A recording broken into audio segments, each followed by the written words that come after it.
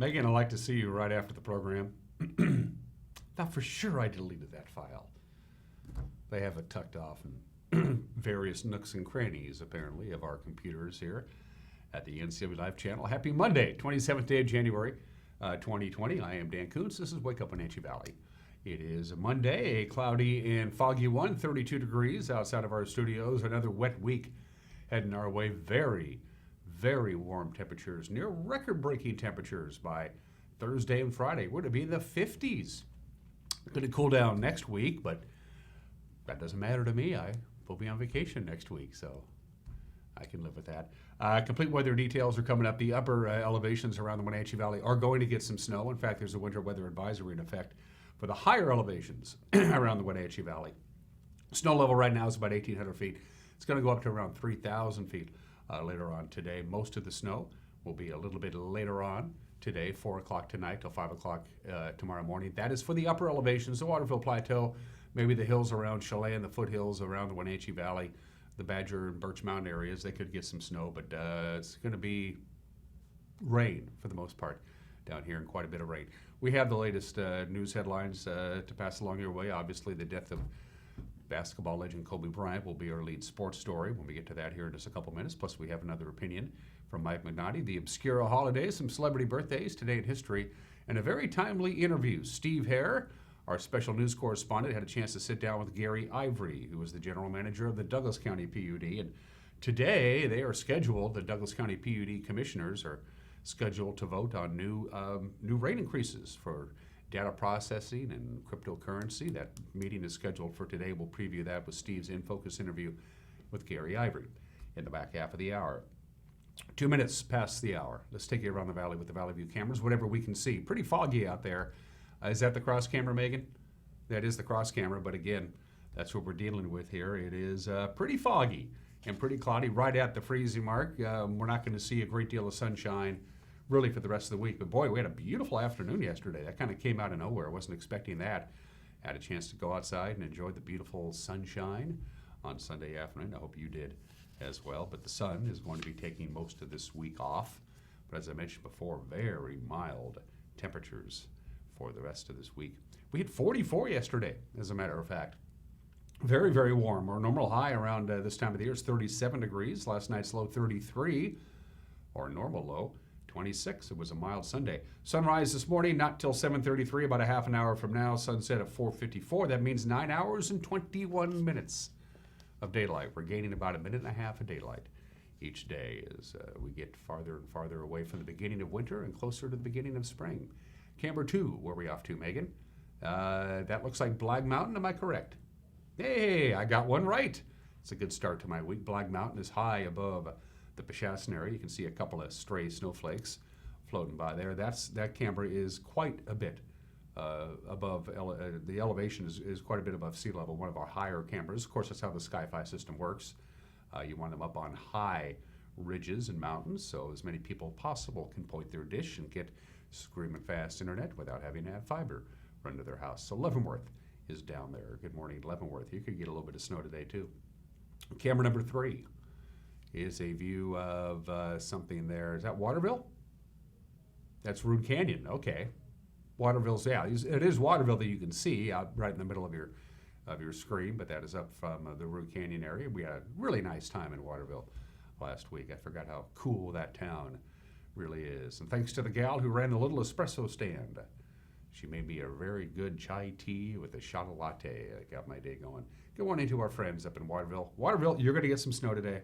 Yep, you could get 2 to 4 inches of snow in the Waterville Plateau. Heads up there. And camera number 4.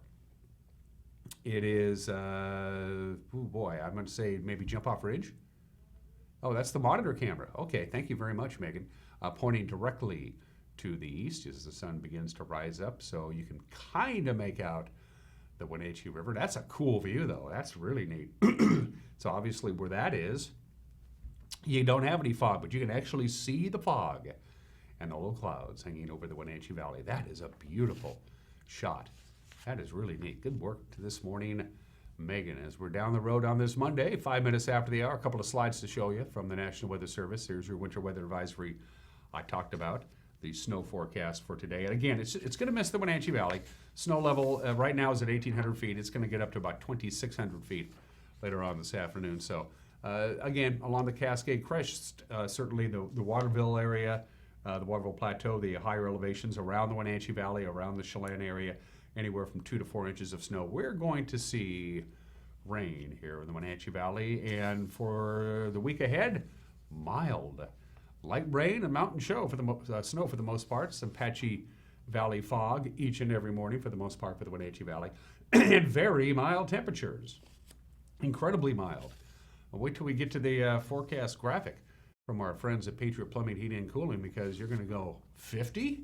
Yeah, 50 coming our way by the end of the week. All in all, what we're looking at is basically one system after the other lined up over the Pacific. So for the lower elevations, specifically the Wenatchee Valley and now the Columbia Basin, you're going to get rain and then snow in the upper elevations. And that's pretty much the whole deal for the whole week. Very mild temperatures. For the Wenatchee Valley proper, we're going to have some rain from about 4 o'clock this afternoon to about 4 o'clock tomorrow morning. Pretty good rain at times. We'll top off at 41 degrees. The snow level will be about 2,600 feet overnight into Tuesday. 34 for the overnight low. Snow level goes even higher, up to 3,500 feet overnight tonight. So there you go there. Tuesday, 40% chance of rain, most of it in the morning. Snow level remains at about 3,500 feet. Lots of clouds tomorrow. High of about 43, partly cloudy Tuesday night. 31 for the overnight low. 40, I don't know, 41, 42, maybe even right around there on Wednesday, Thursday. Cloudy, rainy 43. Friday, cloudy, rainy 49. 51 degrees in the forecast. For Saturday, could be even warmer than that. Best chance of real measurable rain looks to be tonight, and then again Wednesday night into Thursday with a little bit of dry break on Tuesday and Thursday before. So basically every 36 hours there's a system that's going to come through, and the temperatures, all of them for the whole week, very, very mild indeed. Surprisingly warm. And that 51 degree mark on Saturday, if we get there, or maybe even 52 or 53, it's a possibility. That would be close to a record breaker for that date. All right, let's take you up to the major mountain passes from our friends at the Washington State Department of Transportation. There's I-90. Traction tires are advised. It's snowing. You'll find snow and slush on the roadway. It doesn't look too bad at the summit there. It looks a lot better than Stevens right now. Stevens looks kind of snow-covered to me. There's a traction tire advisory on Stevens Pass. They're getting snow with compact snow, slush, and ice on the roadway there. And then on Blewett Pass, there are no advisories or restrictions. They have clear skies. Blewett's summit is up above the cloud cover, so they're looking good. No advisories or restrictions on Blewett. Traction tires are advised on Snoqualmie. Traction tires are advised on Stevens Pass. Just a couple of inches expected in the Cascades today, most of it coming down on the east slopes of the Cascades. And then as the systems come through, as we're going to have rain, they're going to have snow. And again, it's about every 36 hours or so. So very little snow expected today, but tonight, 4 to 8 inches of snow possible. For Tuesday up in the mountain passes, another 2 to 4 inches possible. Another significant amount of snow, 3 to 7 inches on Wednesday, spilling into Thursday morning. And then that's kind of it. They're looking at just a little bit of light snow. So the heaviest snow, the biggest snow event for the mountain passes is going to be Monday night and then again on Wednesday night with considerable snow coming down. And then between those time periods, not too bad. Traction tires advised on Stevens, advised on Snoqualmie. No advisories or restrictions on Blewett Pass. It's 9 minutes after the hour. Going to take a break and come back with your Monday morning news. You're watching Wake Up Wenatchee Valley live this morning from Studio 8 in downtown Wenatchee on the NCW Live channel.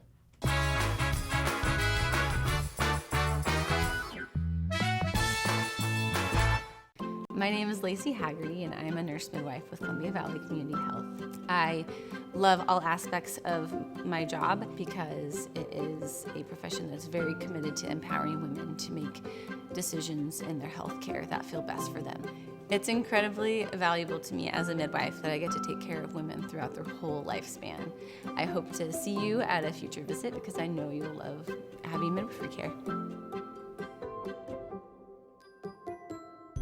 Hi, my name is Jim Heinlein, independent agent and owner at Springwater Insurance Group, formerly known as Senior Insurance Services.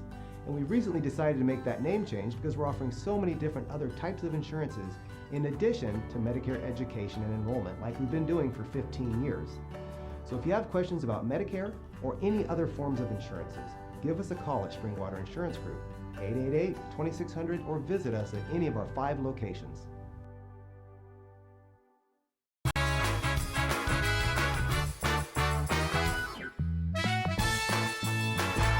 And we are back at just about 11 minutes after the hour. Some clouds and some fog in the valley. Other locations, you got blue skies. We're at 32 degrees. We'll be in the lower 40s today with some rain later on this afternoon, overnight into Tuesday morning with some snow at about the 3,000 foot level and above.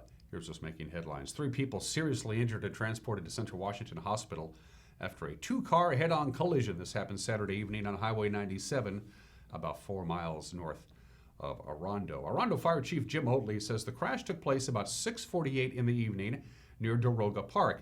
Responders from Arando Fire, Ballard Ambulance, and the Washington State Patrol found 2 heavily damaged cars with occupants in both cars needing extrication. State Patrol troopers said Daniel Rosalino, who's 22 years old, of Arando, was driving a 1996 Honda Accord southbound in the northbound lane. That's when he struck an oncoming 2000 Honda Odyssey being driven by Jamie Clark, 35 years old, of Deer Park. Both drivers and a juvenile in Clark's van suffered injuries. Oatley says his department used hydraulic extrication tools it just purchased last year in response to the growing number of severe accidents on Highway 97. The cause of the crash remains under investigation. Well, police and multiple rescue agencies helped bring a man out of the Columbia River in Wenatchee. This happened about 10 o'clock Friday morning after he allegedly fled from the scene of an assault. The man, who's not yet been identified by police, had to be helped up the steep bank by firefighters while in handcuffs and into a waiting ambulance to face arrests. Wenatchee Police Captain Brian Chance explained exactly what happened. Wenatchee police officers responded to a call for service at the Lighthouse Ministries on South Wenatchee Avenue to a subject that had been previously trespassed from that location and was reported to have committed an assault. Officers arrived at the location and the suspect fled east here toward the river and down over the bank and into the water. Police officers were, of course, immediately here at the scene. The subject went into the water on his own and grabbed onto a tree branch in the water. Officers were continually negotiating with him to try and get him out of the water, and he was refusing to do so, but ultimately did willingly come out of the water when he was taken into custody by police officers. And then, of course, at that point, we had the other resources here at the scene to address the medical concerns and getting him safely back up the slippery, wet bank, back up to where he could receive the appropriate medical care. He is currently under arrest, and that investigation is ongoing. Chen says the rescued suspect is 23-year-old Jose Gomez of Cedro Woolley, who's been living in the Wenatchee area for the last 4 or 5 months. Police plan to seek charges including second-degree burglary for re-entering the Lighthouse Ministries, plus charges of assault, resisting arrest, and possession of methamphetamine. Well, new rules for short-term vacation rentals could be in the books and in place by this summer. That's according to Chelan County Commissioner Bob Boogert. An outside consultant was brought in last fall to look for ways to address conflicts between vacation rental owners and neighboring property owners. Boogert would not speculate on when a final set of rules might be ready for board action. Boogert admits it's been a long process that involves more than just neighborhood nuisance issues.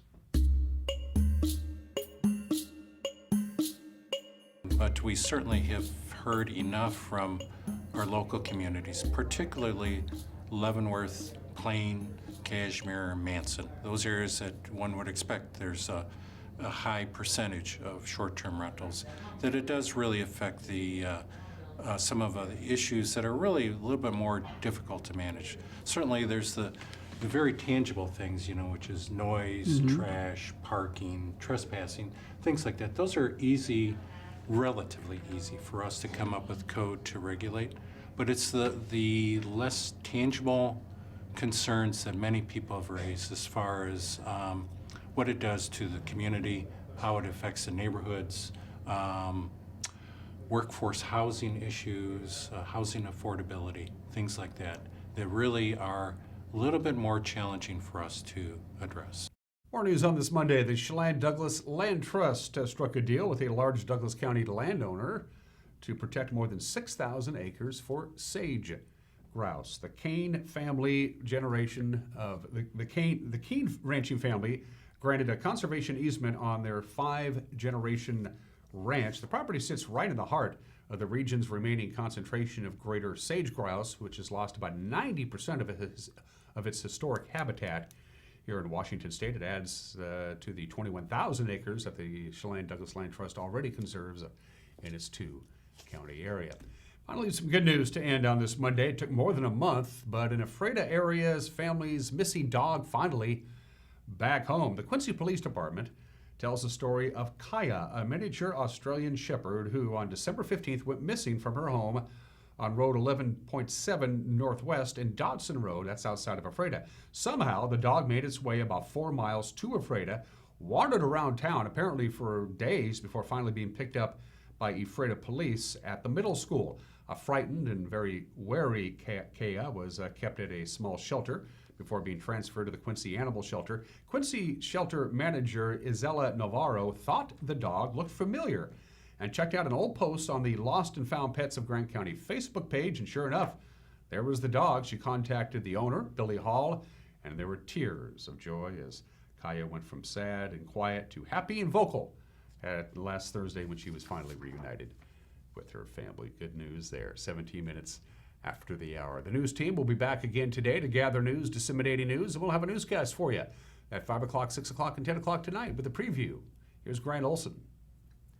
Good Monday morning, Dan, and good morning to you. Coming up tonight on the NCW Life Evening News, the Department of Natural Resources has awarded over $1 million in grant money to forest restoration groups, some of whom are right here in the Wenatchee area.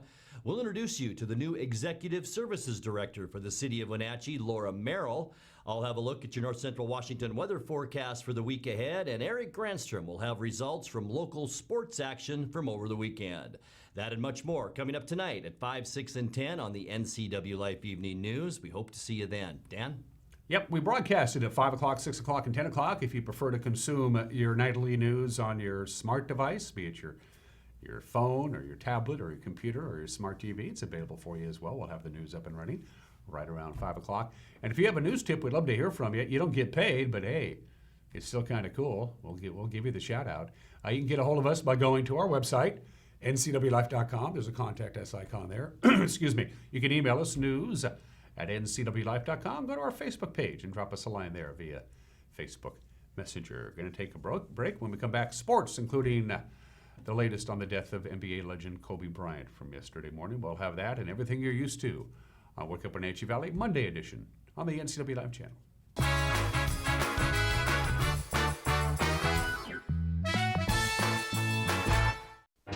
Boating in the Wenatchee Valley starts at Bob File Boats and Motors. See their full line of Crown Line boats. Crown Line features the Forte gel coat, which perfectly accentuates the sporty silhouette of this boat. Its contours are further enhanced by Crown Line's patented fast tab hull design, which not only embraces the distinctive sports car styling, but also ensures a safe and comfortable ride. See Crown Line boats at Bob File Boats and Motors on Sunset Highway in East Wenatchee or online at bobfile.com. Bob File Boats and Motors, we're dealing. Bob File's gonna make you smile. Hi there, it's Les Schwab Tires. Well, more like Les Schwab alignment and brakes and shocks and wheels and tires.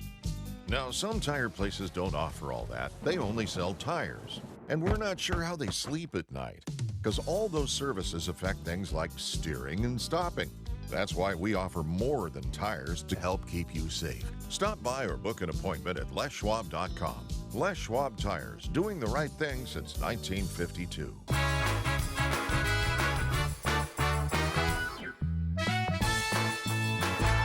We're back at 19 minutes after the hour.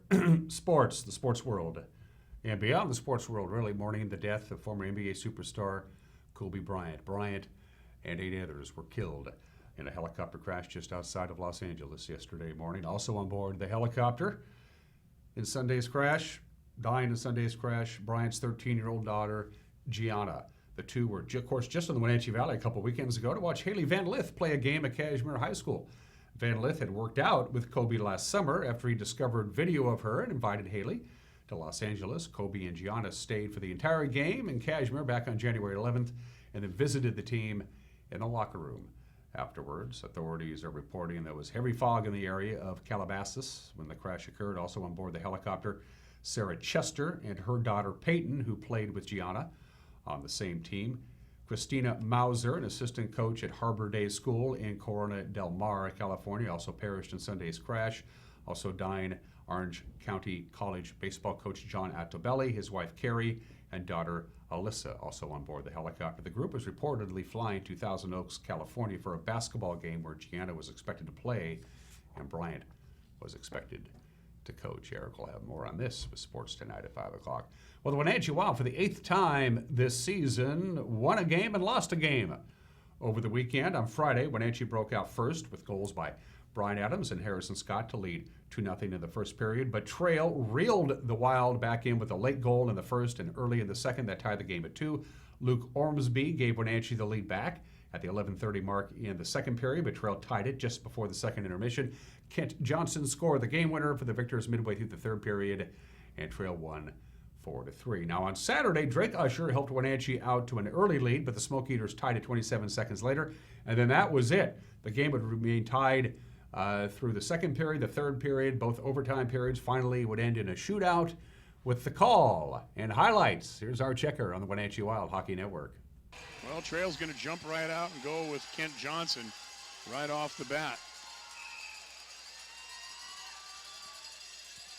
The left-hander languishes slowly in on the right side. In, shot, and a pass save made by Chenard. The big right-hander. He'll carve over to his left, cut the cross, shot, and a glove save made by Turness. Owen Ozar. He's a right-hander as well. He carves over to his near side and dangles across. Backhander, no good. And Wenatchee will send out Nick Caffarelli.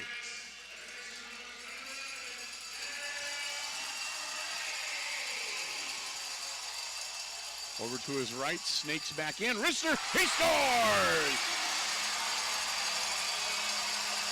And it's Philip Lapointe.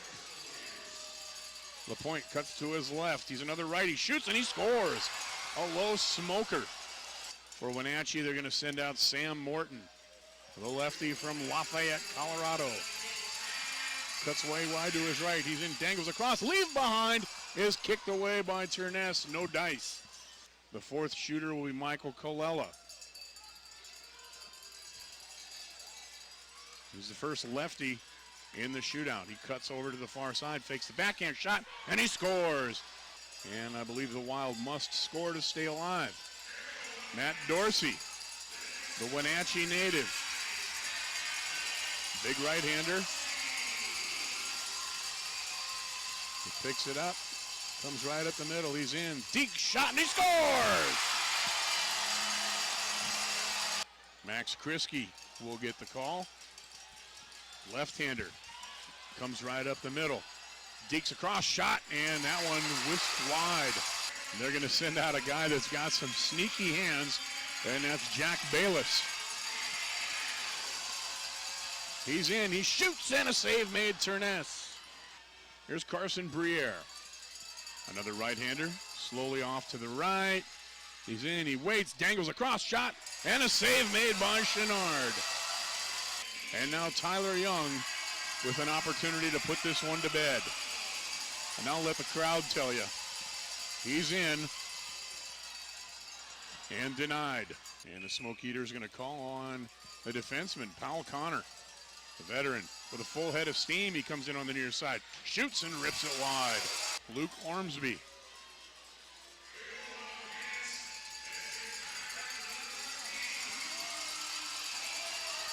Ormsby comes over to the right, dangles across, shot, and a glove save made nicely by Turness. Here's Matt Osadik. He's in, he shoots, and that's over the crossbar and off the glass. Okay, ready to go. Here comes Walters. He's up the middle, he's in, he dinks, he deeks, and a save made there by Turness. We go to the ninth shooter, and on the near side, it's Siobhan. He shoots and a pad save made by Chenard. How about Hunter Hastings? Number 17 gets the call. He's a right-hander. He's in. He rips one and he scores! Hunter Hastings, game winner. And the Wild win it 2-1. So there you have it. Wenatchee, by the way, will travel to Vernon on Wednesday. They'll be at Trail on Friday. Then they return home. They'll host Coquitlam Saturday at the Town Toyota Center. Let's go to the Les Schwab Women's Basketball Scoreboard from over the weekend. In women's college basketball, Washington lost 2 overtime games over the weekend. They lost to UCLA Friday and then to USC yesterday. Washington State swept by the LA schools, by the way, on Friday and Sunday. On Saturday, Gonzaga had no trouble with Loyola Marymount. Southern Utah knocked off Eastern Washington. Central Washington beat Western Oregon, and Wenatchee Valley College over Treasure Valley. The men's college basketball games, local-wise anyway, were all played on Saturday. Number 2 Gonzaga pummeled Pacific. Number 23 Utah, 14 better than Washington. Utah stopped Washington State. Eastern Washington used overtime to beat Southern Utah. Western Oregon over Central Washington, and Treasure Valley handed Wenatchee Valley their 4th loss of the season, 74-58. To the Les Schwab Prep girls basketball scoreboard from Friday. Eisenhower over Eastmont. Moses Lake over Davis. Sela eased past Ephrata. Prosser popped Quincy. Okanagan beat Cascade, and Kashmir cruised by Chelan. And girls play on Saturday.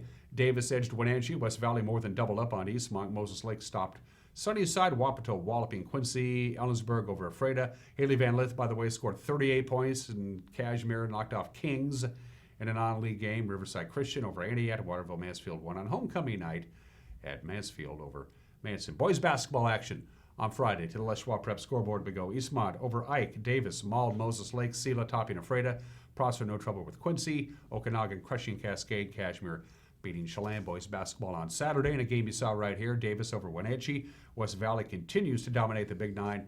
No real problems over Eastmont. Sunnyside slipped past Moses Lake. Quincy won their first game of the season. They beat Wapato. Ellensburg over Ephrata. Riverside Christian caught Antioch, and Manson topped Waterville Mansfield in boys basketball on Saturday. And finally, our broadcast schedule for the week, sports-wise, on the NCW Live channel. We'll feature Wenatchee and Eastmont girls bowling from Eastmont Lanes. They'll be tomorrow night at 7. Hockey night Thursday is the Wild against Surrey. That's at 7 o'clock. That'll be followed immediately by Eastmont and Wenatchee wrestling at 9 o'clock. Grant will be courtside at Eastmont Friday for a doubleheader between the Wildcats and the Chiefs, beginning at 6:30. Then on Saturday, Grant and Eric will be live at the Wenatchee High School Gymnasium. It's Eastmont and Wenatchee. The girls at 5:30, the boys at 7:30 with Hall of Fame induction ceremonies between the two games right here on the NCW Life channel. And those are just some of the games that people are playing on this Monday at 28 minutes after the hour. The obscure holiday on this 27th is National Bubble Wrap Appreciation Day. I should have brought in some bubble wrap and popped it right on the air. Shame on me. Bubble wrap goes back to 1957. It wasn't a packing material. 2 engineers, Mark Chavanis and Alfred Fielding, invented bubble wrap. They created the idea. They wanted to sell it as wallpaper. That didn't catch on. They later attempted to market bubble wrap as an insulator for greenhouses. That didn't catch on either. But in 1960, the 2 inventors got together and formed a new company called the Sealed Air Corporation. They would eventually end up in the Inventors Hall of Fame, and bubble wrap took off for shipping in 1961 when IBM ordered a whole bunch of bubble wrap to ship their IBM 1401 computer, which was a big computer in a big crate, and it needed to be protected during shipment. And that's when bubble wrap really began to take off. But now, since the year 2015, bubble wrap has seen its popularity decline, not because of it's still cool, but they now have iBubble Wrap, which of course took all the air out of bubble wrap, and I mean quite literally. You've seen it now if you bought anything and had it shipped to you. It's uninflated. It comes uninflated. It keeps shipping costs down. Now, of course, they just blow up the plastic thing to take up all the extra room in your package. You can't pop the bubbles anymore. It's not fun. Anyway, the regular version is still around. How much longer? Don't know. Happy National Bubble Wrap Appreciation Day. It's 29 minutes after the hour. Lots going on today in history. Happy birthday to the University of Georgia. Founded on this date 235 years ago, Georgia is the very first public university in this country. Back in 1784, Lyman Hall, a graduate of Yale University and one of 3 physicians, actually he was a medical doctor, who signed the Declaration of Independence. In 1784, he was the governor of Georgia, and he convinced the Georgia state legislature to put aside 40,000 acres for the purposes of founding a college. So believe it or not, there were no public colleges or universities in this country until 1785, when the University of Georgia was founded, and it happened on this date 235 years ago today.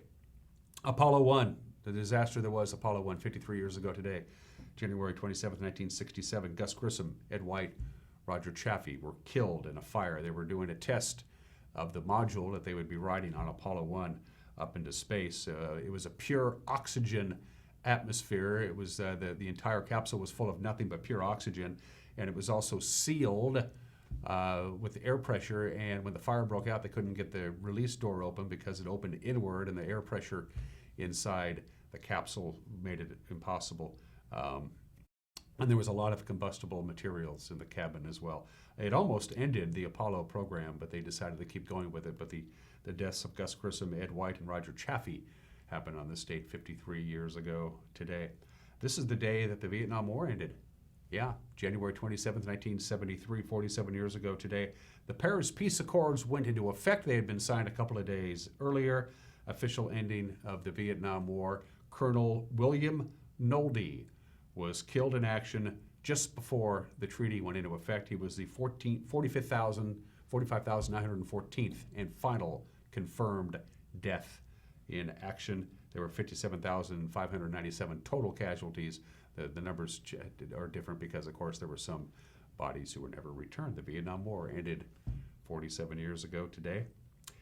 This is the anniversary of what many people consider the greatest Super Bowl ever. Of course, unless you're a Seahawk fan, you might think otherwise. But Super Bowl XXV, Super Bowl 25, was held on this date, January 21st, 1991, in Tampa. The Giants beat the Bills 20-19 on the famous missed field goal by Scott Norwood at the end of the game. A lot of people consider this the best Super Bowl ever. Very well known for Whitney Houston's rendition of the Star-Spangled Banner. Remember, the first Gulf War had just begun a couple of weeks earlier. In fact, ABC did not air the halftime show. The halftime show was New Kids on the Block. Instead, ABC aired a special report anchored by Peter Jennings on the Gulf War. They didn't actually air the halftime show.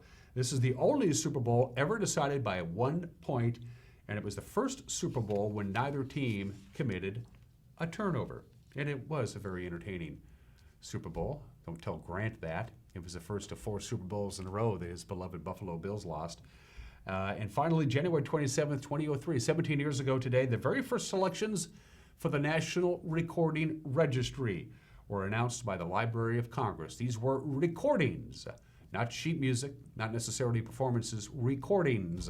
So it was a little bit of everything, including the oldest known recording of all, Thomas Edison's recordings back in 1888. All of FDR's fireside chats, the very earliest known recordings of Who's on First and Casey at the Bat were all inducted into the National Recording Registry. Bing Crosby's original recording of White Christmas, This Land Is Your Land, the original recording by Woody Guthrie, Elvis's legendary Sun Sessions, the album Kind of Blue by Miles Davis, and the songs What I'd Say by Ray Charles and Respect by Aretha Franklin, among the very first recordings of the National Recording Register. And speaking of music, happy birthday, Mozart. Maybe the biggest, I don't know, I go back and forth between Mozart and Bach and a little Tchaikovsky in there as well, but Wolfgang Amadeus Mozart was born on this date in 1756, probably the best known composer of classical music. Of course, he didn't live very long. He only lived to the age of 35. Happy birthday, Mozart. I listened to some of your music over the weekend. Born on this date in 1832, Lewis Carroll, the novelist, the poet. He was a mathematician, as a matter of fact, but he's always best known for writing Alice's Adventures in Wonderland and a number of books featuring Alice's Adventures in Wonderland. Lewis Carroll, the English novelist, born in this date in 1832. Died in 1898 at the age of 65. More musicians. Jerome Kern was born in this date in 1885. Died at the age of 60 in 1945. The Jerome Kern songbook is phenomenal. Showboat, including the classic Old Man River. He wrote Smoke Gets in Your Eyes. He wrote The Way You Look Tonight. Many, I think over 700 some odd songs written by Jerome Kern. Almost all of them are good. Born in the state in 1885. Floyd the Barber from The Andy Griffith Show. His real name, of course, was Howard McNeil. Was born in the state in 1905. Early on in the run of The Andy Griffith Show, Howard McNeil suffered a stroke, a significant stroke. He left the show for a year and a half. Andy Griffith convinced him he should come back to work. And from that point forward, he was a regular cast member of The Andy Griffith Show, but you would notice Floyd the Barber was always shown sitting down, or if he was standing behind his barber chair, he wasn't actually cutting hair. He had no use of his left hand anymore. So you will see, if you watch an Andy Griffith Show, you know immediately if Floyd the Barber's on it, Howard McNeil, whether this was the pre-stroke or the post-stroke. Finally, he couldn't remember his lines anymore, and he left the show in 1967. But we miss Howard McNeil, born in the state in 1905. Nick Mason, the drummer with Pink Floyd, is 76 years old today. He is the only member of Pink Floyd to appear on every one of their albums. He is the only member of Pink Floyd to have never left the group. He's an auto racing enthusiast with all of his money. Nick Mason is 76 years old today. This man's been in the news. The 17th Chief Justice of the United States, John Roberts, is 65 years old today, currently, of course, presiding over the impeachment trial of President Trump. Happy 65th to the Chief. And Keith Olbermann, one of my favorite journalists and authors and anchors, pretty clever guy. I've always liked, whenever Keith Olbermann's on TV, I watch him. He's good, and he's 61 years old today. Going to take a break. Everybody is entitled to Mike Magnotti's opinion. And then Steve Hare's In Focus, his sit-down interview with Gary Ivory, the general manager of the Douglas PUD. They have a big meeting today talking about possible rate increases for data processing centers and cryptocurrency. That conversation coming up. You're watching Wake Up Wenatchee Valley on the NCW Life channel.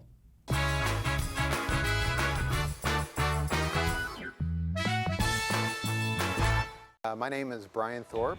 I own Global Car Care in Wenatchee and have been here for about 25 years. Brian started Global Car Care as Brian's automotive alternative on Orondo Street. Some customers were following Brian since Brian's automotive time. No, we're just grateful to be part of this community. This is where I grew up. We want to do our part to be a valuable part of this community. We want to thank you for trusting our business for 25 years.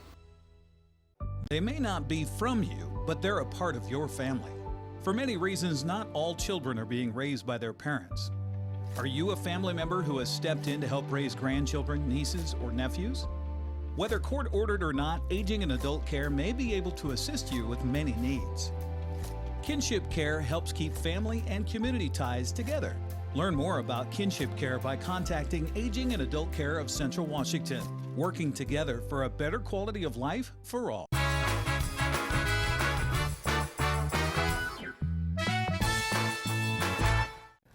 Hey, this is Mike Mad Dog Magnotti, and everybody is entitled to my opinion. Hey, do you want to know something great? And you want to make a real difference in the world? When you shuffle off this mortal coil, do you want to have made a difference that you were even alive, even here at all? Now, let me give you a tip I'm passing along from Mother Teresa. Mother Teresa said this: if you want to change the world, go home and love your family. She's right, you know. There's nothing more important a person can do than be a good husband, a good wife, or a good mother or father. I used to think that it didn't matter if I cured cancer or ended world hunger.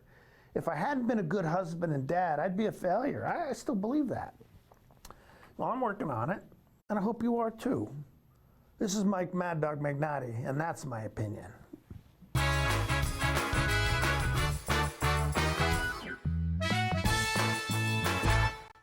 The Performing Arts Center. The mountain bike trails. When I ride the Loop Trail, we've all been lifted by the giving generosity of our community. I think philanthropy is everywhere. I'm just overwhelmed with gratefulness.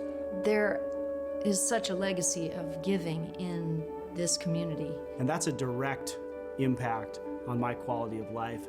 And we have the duty to kind of do the same thing for our future generations. Hi, Justin here, owner of Club Crow Bar and Grill in Cashmere. Club Crow is your place for famous blues, brews, and barbecue. We are your one-stop bar and grill, serving breakfast, lunch, and dinner 7 days a week. Looking for a fun night out? Join us at Club Crow Saturday nights. We have live bands to rock the night away.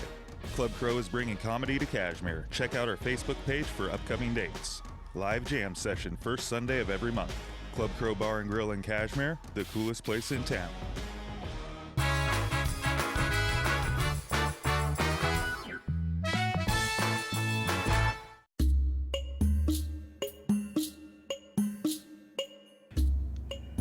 Gary Ivory is our guest on In Focus today. Gary is the general manager of the Douglas County PUD, which has been in the news recently due to a set of new proposed rates that would affect the cryptocurrency and the data processing industry in Douglas County.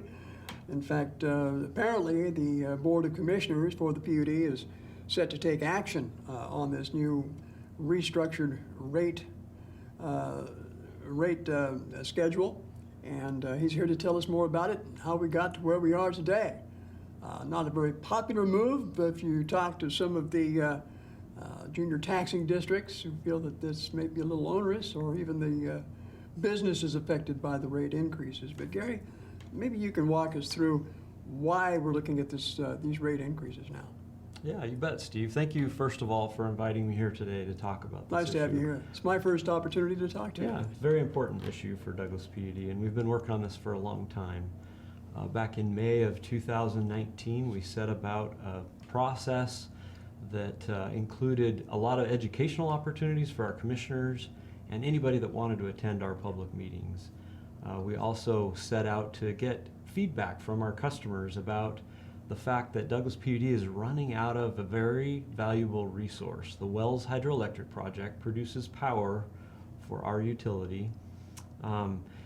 And our long-term planning shows that by 2029, if we continue to grow at the pace that we're growing at today, we would be running out of power from that project. Growth meaning population, or what do you mean? Data center and center cryptocurrency specifically. growth specifically, yeah. Our planning showed that if we added 50 megawatts, we would be deficient 6 months out of the year. So we would have to go out to the power markets and purchase power.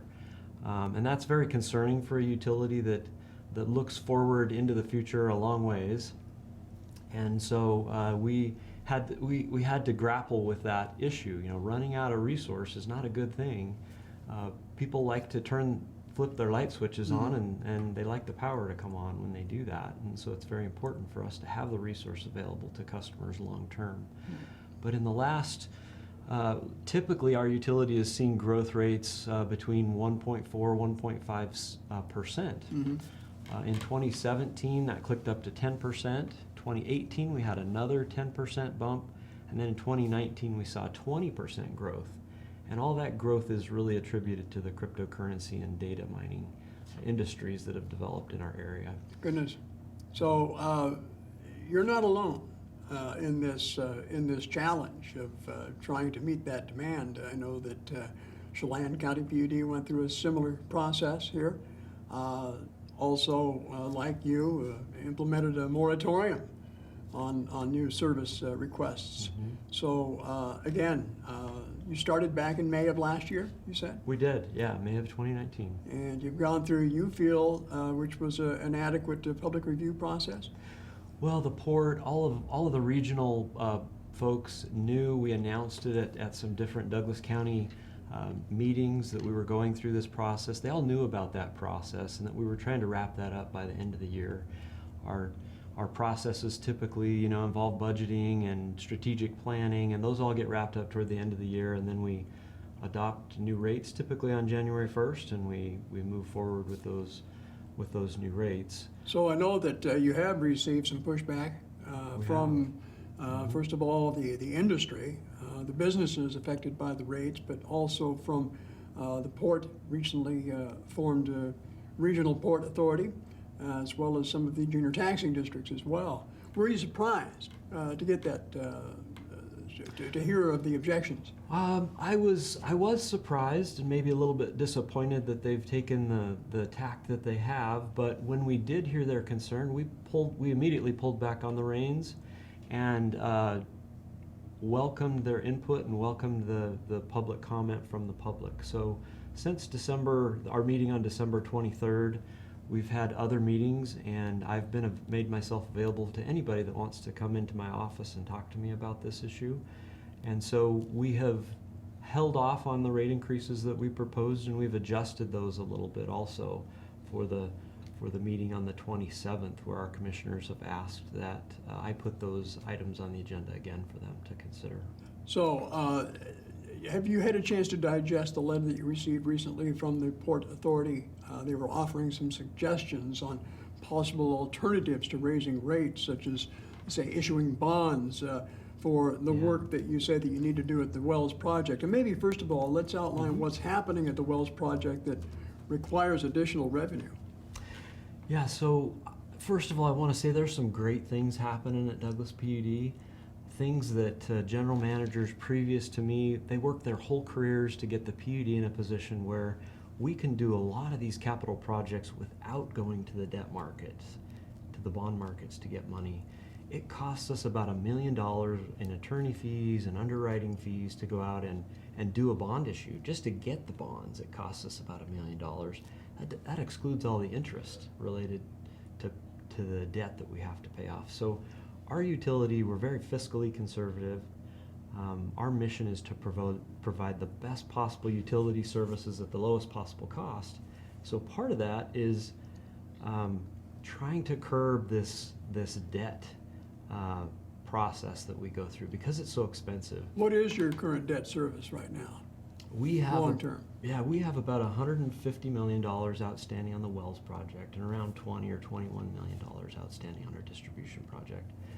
But we are refurbishing the Wells Dam right now. We're going through each unit. You know, that dam is 50 years old. I don't know if you drive a 50-year-old car, but when they have, I don't know if they had air conditioning, but they had those old radios, you know, maybe an AM radio, no digital components, no windows that rolled up and down automatically. You had to crank the windows. That dam is 50 years old, and there are a lot of very old components there that need to be refurbished. It costs us about $2 to $3 million a month to do that right now, and we're doing that all with cash. We're not financing that right now at all. And so long term, that's going to save our customers millions and millions of dollars.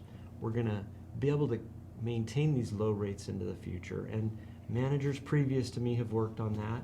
We've tried to get ourselves into a position where we don't have to issue additional debt.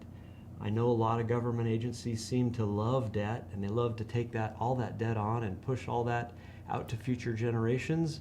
That's not our philosophy at Douglas PUD. We want to try and do everything we can without taking out debt. And so we've put ourselves in that position, but it's taken a lot of time to do that. The port would like to see us fund some of these projects and push them off onto future generations and potentially give these data centers, though, lower rate increases. So there's a little bit of a disagreement there in policy. Let's talk about the rates first of all that are being proposed for those high-end users. Let's say, yeah, non-diverse load users, I guess is what you refer to them as.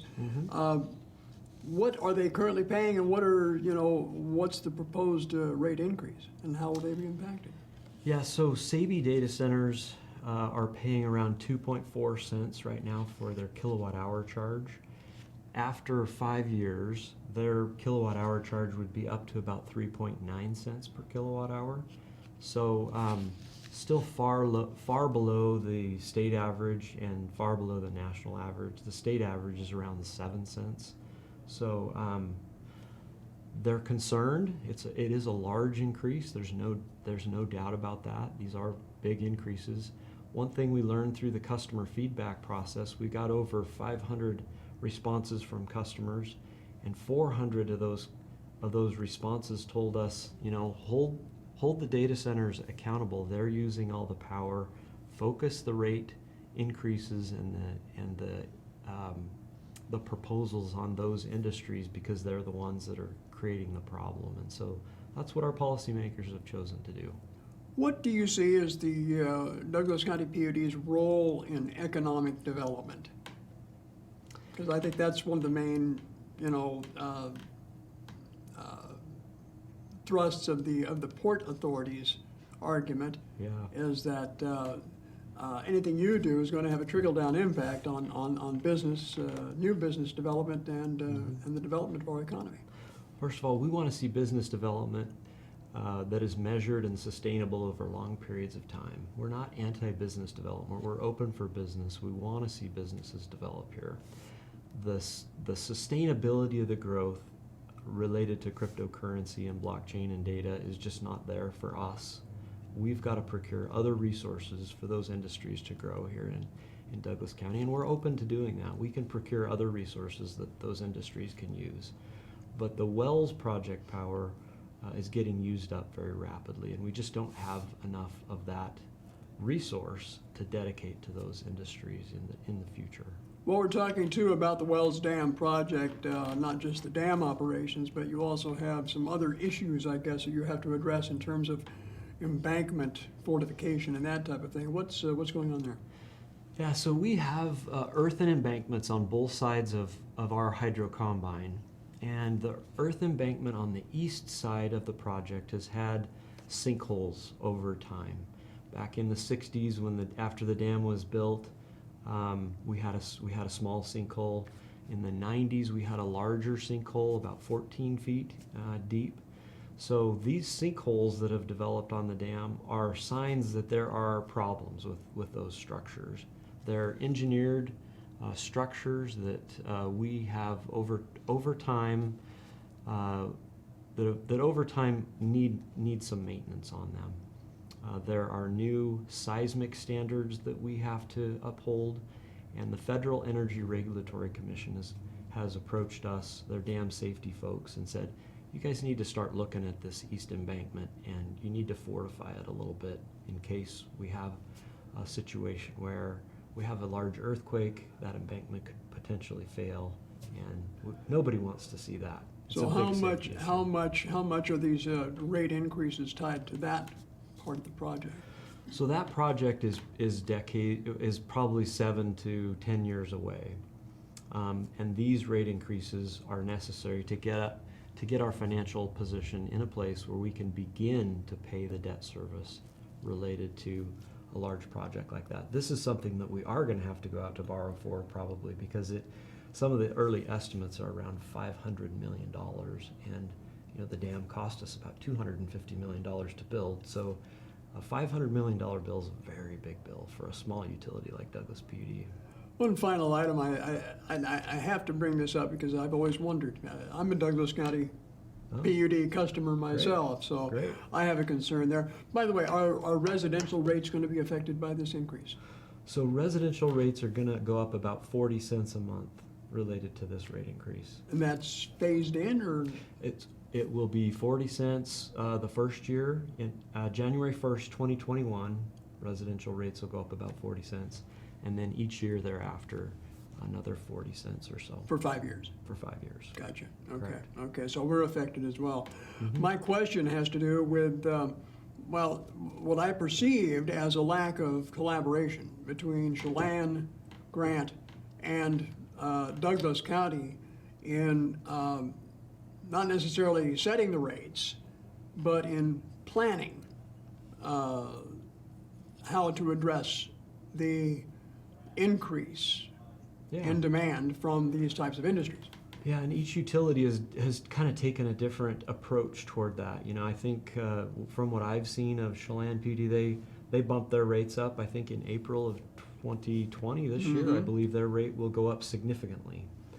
Grant PUD did something similar. They popped their rates up to some big significant number, and I can't give you the number off the top of my head, but what we chose to do is put these rate increases in place and give our customers a plan for where Douglas PUD is headed with them. And 10% on 2.4 cents is not very much money, and so they'll see some increases, but over time it will allow them to plan and get themselves into a position where they can either further invest in their cryptocurrency machines or potentially take those machines elsewhere. We hate to see that, but we hope that they're able to continue to operate here, but it gives them a roadmap for the future. Okay, well, the bottom line is the PUD Board of Commissioners will be meeting again on January 27th to take final action on this, so you feel confident that it's gone through an adequate public review process and that all of your due diligence is complete.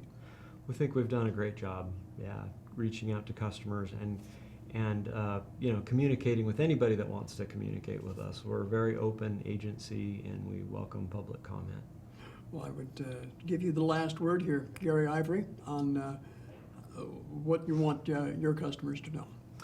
Well, we want our customers to know that things are going very well at Douglas PUD. The interesting thing is I know these rate increases are are in the news, but what our customers really care about is fiber optics, right? When are you going to get fiber optics to I got my it. house? I got fiber You to my fiber house. at your house? Oh, yeah. Well, you're one of the great few, well, actually many that have fiber optics now. We have about 19,000 meters. We've passed about 16,000 meters.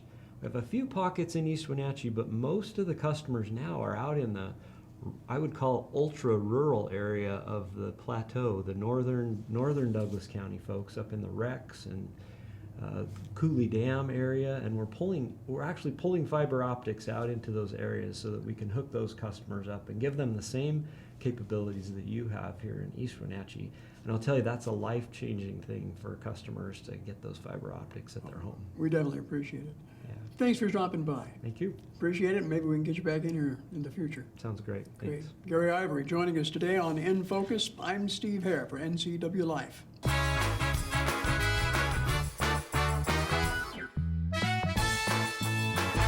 Contractors, furniture makers, and weekend do-it-yourselfers around north central Washington will tell you that Lombard's Hardwood Supply is the place to get what you need. Lombard's full millwork shop can handle jobs large or small. Lombard's has a full line of interior and exterior doors available, as well as custom barn doors. From alderwood to zebrawood and everything in between, it's Lombard's Hardwood Supply on School Street in Sunny Slope. Like us on Facebook and check out our monthly special. Hey folks, Carrie from Blueberry Hills. A chill is in the air and it's a perfect time for some old-fashioned comfort food like our amazing Eggs Benedict, chicken fried steak, French dips, soups made from scratch, or fruit pies fresh from the oven. The crowds might be gone, but we're still here for you folks. So bring an appetite and a friend to Blueberry Hills in Manson, where you pick, you sit, you eat, and you visit. Open Wednesday through Sunday from 8 to 3. wildaboutberries.com.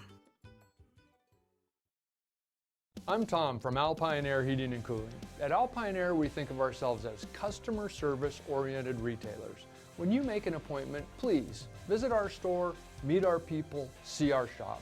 We are serious about heating and air conditioning. Carrier and Alpine Air are offering huge factory rebates and financing options for all your needs. Turn to the experts at Carrier and Alpine Air. Call for your free replacement estimate. Heat and air, call Alpine Air, 662-6846. At Harvest Valley Pest Control, we know you are committed to making your home and business a healthy and pest-free place. Hi, I'm David. Give us a call and we'll give you a firm price over the phone and schedule a time that works for you. We will do an in-depth 30-point healthy home or business inspection and craft a customized plan of action designed specifically for your pest issue. Give us a call or visit our website today.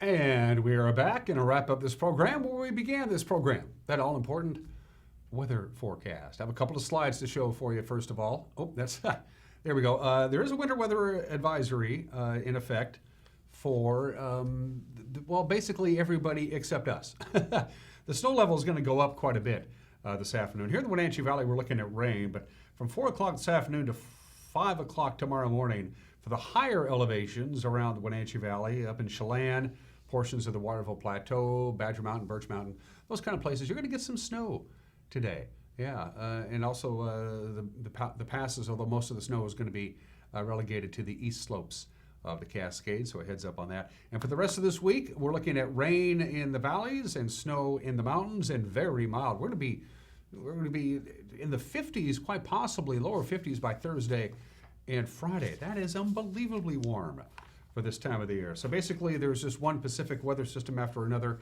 that's going to come in basically every other day. Let's go ahead and take a look at that forecast one more time from Patriot Plumbing, Heating and Cooling.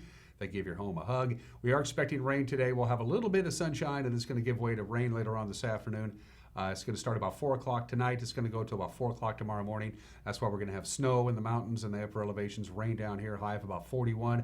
And then fairly dry tonight and Tuesday. And then Wednesday, another rain system comes in, going Wednesday into Wednesday night. And then we dry off a little bit Thursday, and then another system perhaps on Friday and Saturday. And look how warm we're going to get. Near 50 on Friday, lower 50s on Saturday. That is warm. And that's it for us. Everybody have a fantabulous Monday. We'll see you tomorrow. Bye-bye.